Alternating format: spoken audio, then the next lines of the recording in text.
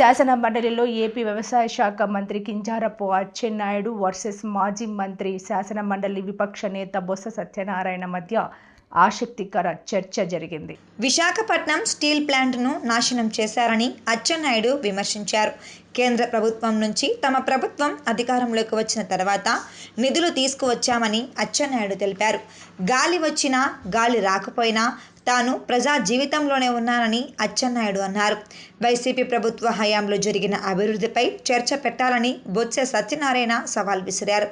MLA మంత్రి అయ్యావ్, ఇంకా ఏం లేదు అవ్వడానికి అని అచ్చెన్నాయుడును ఉద్దేశించి బొత్స సత్యనారాయణ విమర్శించారు.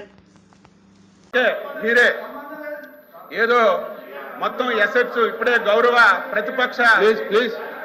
ప్రతిపక్ష నాయకులు మేమేదో ఎసెట్స్ అన్ని పెంచడానికి మేము కొన్ని నిర్ణయాలు తీసుకున్నామని చెప్పి ప్రతిపక్ష నాయకులు చెప్పారు.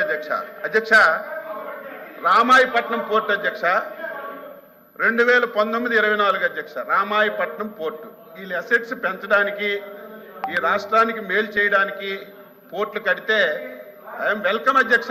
ఎవరు మంచి పని చేసినా సరే దాన్ని మేము ఎప్పుడు కూడా విమర్శించమధ్య.